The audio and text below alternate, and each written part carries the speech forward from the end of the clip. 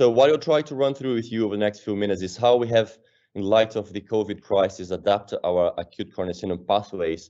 And I'm going to take you through each of our steps and decision making here. So obviously we know what to do for ACS. I'm not going to be going through guidelines here. For without the crisis, we normally follow international guidelines to offer the patients the best evidence-based practice we can offer them. And that includes largely primary PCI for every STEMI and a very early invasive angiography with query PCI for non-ST elevation MIs. And of course, together with medical therapy, we follow guideline recommended length of stay in hospital post-PCI, and that ranges from 24 to 48 hours for STEMIs and 48 to 72 hours for the STEMIs, assuming everything else is normal. Now, so which are the challenges that are being posed by the COVID-19 crisis, and how does it affect our cardiology care? So first of all, there's an immense pressure into emergency services and ambulance services, and that also affects how and when the patients come into our heart attack centers.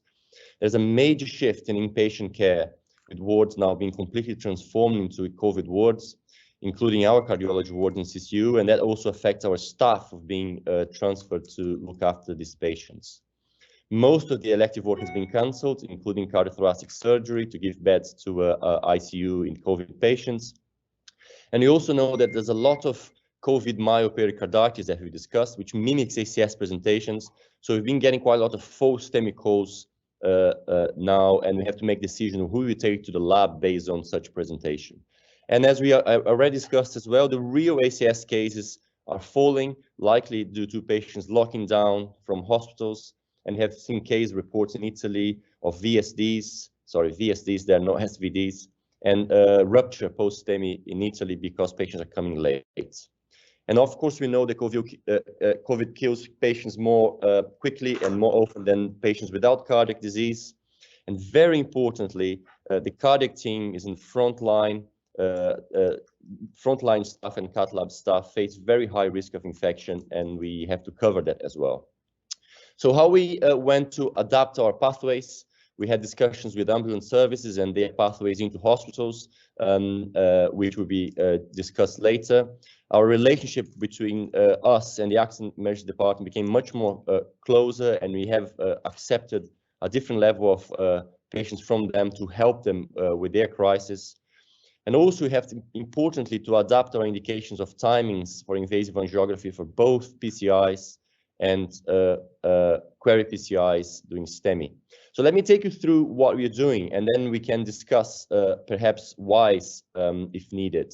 So this is our standard operating procedures for STEMI and high-risk ACS. So the first thing we're doing, we are deciding whether the patient is severely ill in ITU, and whether it's worthwhile taking this patient to the cath lab whatsoever, whether any reperfusion would be really prognostic to that patient. And assuming that that is the case, the first thing we do when the patient is coming in is we are assessing the COVID probability.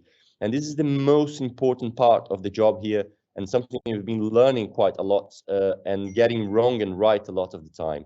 So we divide the patients largely in 3 boxes here. One is very obvious, patient with fever, with cough, with myalgia, with very obvious signs of sepsis, particularly the ones in contact with COVID before. We're assuming they are COVID, we call them high probability. And the other extreme, we have patients who have no symptoms, normal bloods, no contact with COVID patients, and we're calling them a very low probability of COVID. And anyone in the middle, we're gonna go into the category of being moderate. And what we find is most patients these days, if you ask them whether they had any myalgia, any fever, any night sweats, any cough in the last few days, the answer is mostly yes. So a lot of patients are falling into that category now. And what does it mean? It means that for the very high risk patients, we have a strategy that we're going to try and take into the lab for STEMIs, for primary PCI as much as we can, but we are considering thrombolysis. When we say considering fibrinolysis, we mean that we are looking into that, discussing the best protocols, and if we have a delay in primary PCI, there will be an option from us. Okay. On the other option, now just show the enrollment guide here. So once you go to the link, so one thing to verify is the fees here. There is a so if can someone unmute, please? Just Ricardo speaking. Thank you. So in the very low probability case, we are treating it as usual, and when we're taking them to what we call the clean lab, And what we find is that for the moderate cases, we are most of the time discussing with colleagues, and if we think there's a moderate probability of COVID, we are taking them to the dirty lab and offering the team as much PPE as we can. Now, what we do after the PCI is very important. I know there was some discussion on whether taking these patients for a CT before taking them to the lab in the STEMI pathways. We felt that there would be no change in managing what we do for such patients. So we decided that to assume COVID, treat the team as if the patient had COVID with full PPE. And if people want to take them to the CT after the PCI, whether that's going to change your further management, you can consider that. And very importantly, if you can read this small writing there, what comes after the PCI is crucial. It's very early discharge. And we are trying to adopt a strategy here whereby we can, for the very low risk patients with normal LV, the non-anterior infarcts, we are sending home within 48 hours after their reperfusion in the STEMI. And in the bottom, you see that we have gathered more information on fibrinolysis. For all of us who are not used to use it, it's a very good idea to go back and try to learn again the doses, the contraindications, because it's something that if you're not familiar, we have to remind the whole team of how you do it. And again, the benefit of Twitter peer review, we initially thought of alteplase, but then listening to colleagues who are used to use fibrinolysis more than us, they recommended tenecteplase because it's a single dose, a single bolus, and then clearly that seems to be a consensus out there, thanks to our Twitter peer review, as mentioned by Sukhneja. Now, so what we're doing for us and STEMI, for a non-ST elevation myocardial infarction and ACS, we have a few more steps that you assess. Again, if the patient is in ITU, we have to be very careful if they're severely ill, whether it's worthwhile transferring to the lab when we are considering starting ACS treatment for them. But taking them to the lab, we can have a very, very high threshold to bring these patients into the cath lab. If the patient falls into a high-risk ACS with ST depression, arrhythmias, or hypotension, we refer to our STEMI SOPs as usual. And particularly very important, if the predominant presentation seems to be of an infection, of a pneumonia, and the patient happens to have a raised troponin, we've been very strong here about not getting involved with cardiology, not requesting routine echocardiogram, and certainly not considering echocardiography, unless we think that, for example, assessing LV function would change the management of such patients, which seems to be not often the case for those who present with pneumonia.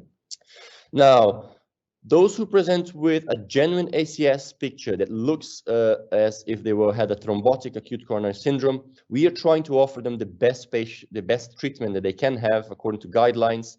And again, we're going to stratify them according to their risk of COVID, if they are confirmed or suspected versus if they are not at all or not suspected. Now, a lot of writing that you can catch up with later in retrospect. But in general, what you're saying is that patients with confirmed or suspected COVID, we're going to our dirty lab, and we're going to have a relatively higher threshold of taking these patients to the lab. However, after discussions, what we found is that there's not much of an alternative. Offering them non-invasive tests or inpatient exercise tests or an early follow-up in clinic would be quite challenging. So we think that bringing them to the lab and getting a diagnostic and a treatment is the most important thing to do. And following that, what seems to be very, very important is discharging home within the same day. So the aim here for patients coming with any STEMI that go to the lab, we are planning to offer them revascularization if needed, and aiming for them to go home within 24 hours of that procedure, providing there are no complications. And that is the key for us to avoid for these patients to being exposed to a unnecessary risk of infection. And as I've discussed before, we are recommending full PP protection for all our suspected or confirmed COVID cases, and at least a basic one for anyone who's coming into our lab during the current crisis. So in summary, what we are proposing, we are getting a very early stratification of risk of COVID by our frontline team. We have a dedicated lab with full PPE in cases of confirmed or suspected COVID, and you have to train your staff to learn how to do it properly. We are trying to maintain primary PCI for all STEMIs as much as we can, but we are considering fibrinolysis if needed. And again, a recommendation is to remind yourself of the protocols if you're not used to. And we're going to try to largely ignore the troponin elevations in isolated cases of clinical pneumonia in patient COVID, unless we think a cardiac input is going to change the management of such patients, particularly with selective echocardiography. And you're going to aim to treat ACS patients, the true ones, as close as possible to guidelines, with a very early invasive strategy and very early discharge home, hopefully within 48 hours for the low-risk STEMIs and 24 hours for end STEMIs, if you allow me my mistake there.